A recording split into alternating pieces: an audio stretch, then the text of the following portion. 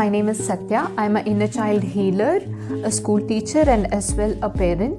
Today I'm going to talk to you about something which is not talked about at all, which is kept like a secret and which nobody talks about and is not very popular.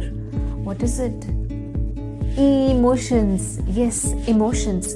Today I'm going to talk to you about emotions. What are they? How to understand them and how to help our parents understand our emotions and how to help our children understand emotions and how this is going to be helpful with some examples. And that's what we are going to do. And also we should talk about something else which we use every day, right? Emojis, themselves have lots of emotions in them. Many different faces, happy ones, sad ones, surprised ones, disgusted ones, annoyed ones, irritated ones, delighted ones, right? So do we have so many such emotions, right?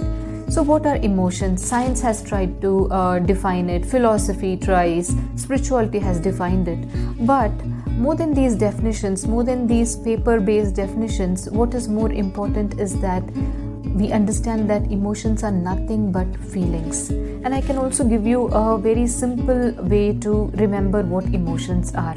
Something which moves inside our heart, our mind, and also has an effect on our body. Emotion. Motion means movement. So something which moves in our body and mind and has an effect on our body as well is an emotion. So we have defined emotion. And now, do children have emotions? Yes, definitely. Children do have a way lot of emotions than adult world is aware of. The child psychologists and various people who research in this area and are experienced in these areas know that children experience a whole lot of emotions as big as us, as small as us, as detailed as us, as intense as us, adults. When I say adults, I'm talking about adults. So children do experience a whole lot of emotions, and it is very, very, very important that these emotions be valued and understood. So as a child, you may ask, I am a child, how do I understand my emotions? A good emotion is something that makes you feel nice, and a bad emotion is something that makes you feel not so nice. That will be the simple way to understand. What is something that makes me feel nice?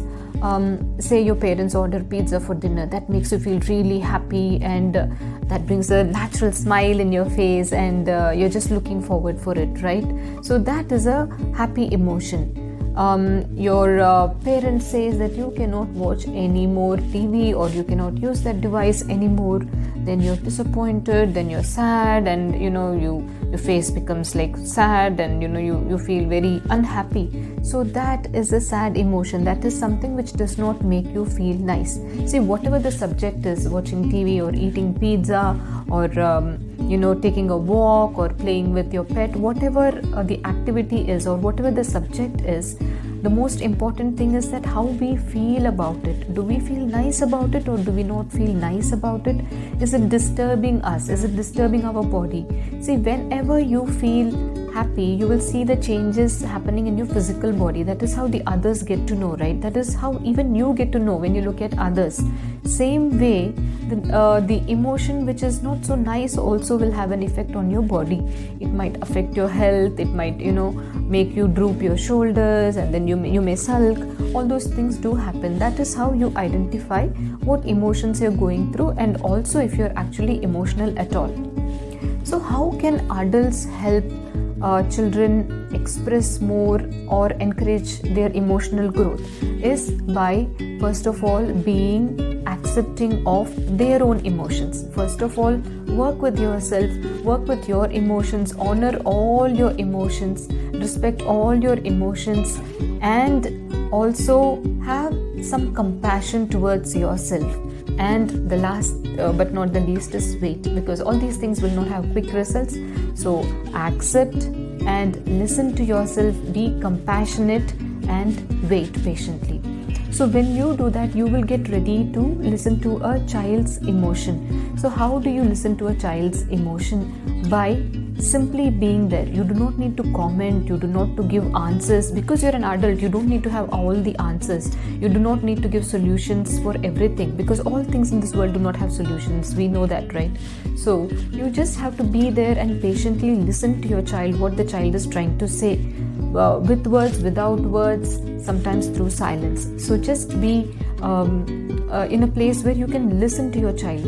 And secondly, holding a space. Holding a space means offering an atmosphere, offering an environment where the child feels safe to share his, her or their emotion, right? So this is what we do to help children express themselves and emote and present their emotions to us, so that we can help them navigate through these and come to a place where we accept ourselves for whatever is happening in us and around us. How is this going to support a child in his or her growth? See, emotional stability is one of the most important things. Emotional regulation, emotional stability, emotional intelligence, all these are becoming more and more important in today's world, as humankind is beginning to have a great sense of awakening and is moving towards higher evolution. We are beginning to understand the importance of emotions, and why each and every emotion can have a great impact on a human being's life, and also in the life of individuals and other individuals and societies and the whole earth. So how it benefits is the child first of all starts feeling safe and protected, and in a self-assured space to be themselves. First of all, to be themselves and not repress their emotions, not control their emotions. What happens when a human represses or controls their emotions? It only grows and becomes more and more intense and blasts off one day, right? So to avoid that, it is very good to express what we feel, how we feel, and allowing a child to do that becomes very important, because we could avoid all these side effects or the major effects of repressing our emotions, thoughts and ideas with respect to what we feel.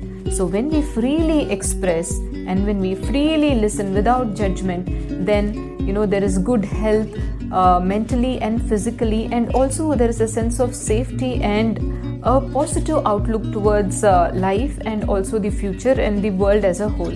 So it becomes very important that we offer children the space to express their emotions. For example, children should actually be given the free right to say that a parent is wrong or a teacher is wrong, and the teacher or the parent should be able to be in a place where they accept their the whatever comment was put on them, and listen and be willing to learn. So that itself will give the children the strength to express more, and also the willingness to learn. See, children always do not follow what we advise them, they only follow what we do. So the simplest example will be, if we tell our children, do not use your mobile phone or your iPad or your computer, they would say, mom or dad, I see you using it always. So see, adult world is different. Adult uses the mobile phone for a different purpose and the child uses for a different purpose, but still the children would give this example. Even then, we should be very well listening to what they are saying and what point they have, and then explain our situation. Then it becomes very, very easy for the child to express themselves and create a better place. See, then the connection becomes more fluid and transparent, and there is no hesitation. When there is no resistance and hesitation, it's always a better world and a better space, right? And if I have to share some case studies, I can give you few small examples, like what happens when a child expresses himself, herself freely. So for example, if I'm teaching a class and if I've spelled a word wrong, or if I have taught something which is not in context, or which I have not said it right, and the children start talking about it, and I encourage that, what happens is the children learn to see the human in you. See, the children will learn that the teacher does not have to be faultless. The children will learn that the mother does not have to be faultless. The mother does not have to every day cook great recipes. The father, every time, he does not have to solve all the problems. And the gender roles also can be reversed. All these things the children will come to understand if we are vulnerable as parents. So the more vulnerable we are, the more easy it is for children to express their emotions. And whenever we do express something, say for example, as an adult world is very challenging, yes, we agree. And if we express something out of anger, then we have to later explain it to the child that we did this because of this, and it was probably not right, and there could have been better ways of doing it. But please do explain what you were going through, what your emotions were, what was happening in your heart, and what was running in your mind, and how it was affecting your body. Then it becomes very easy for the child also to come to a place where there is like a comrade-like relationship, a brotherhood, there is more of a friendship kind of bonding, and there is more trust which develops. So there is very, very trustful way in which the child would express themselves to you. So to conclude, I would like to say that let us express all of our emotions as adults and as children. And some emotions, if we are not able to express directly to people, because if if it invokes violence, or if the expression itself is violent, if it's going to hurt somebody physically, or if it is hateful, then we better not do it. But we could write it on a piece of paper and destroy it. That is one way of getting it out of you. There is one way of venting it out. It is a very good idea, and also journaling is a very good idea both for adults and children. So these kind of things will really, really help to understand who we are, what we are going through, what we are feeling, and it will create a better tomorrow for all of us, where all of us will be happy and smiling, and we'll be the fun emojis in our keyboards, and be excited to talk, to express. And also when we are not so happy, also we are able to express. That's what matters. Good or bad, we are able to express. That's what matters. So I wish you all a very happy emoji day. Let's use lots of them emojis here, there, everywhere. I love using them, and let's use lots of emojis and communicate ourselves. And let us also not forget to express our emotions, and not just stick to using emojis, but also express our feelings, thoughts and ideas, and create a better place for ourselves inside of ourselves, and that itself will create a better place outside. I thank Avval for giving me this wonderful opportunity to talk about emotions, and I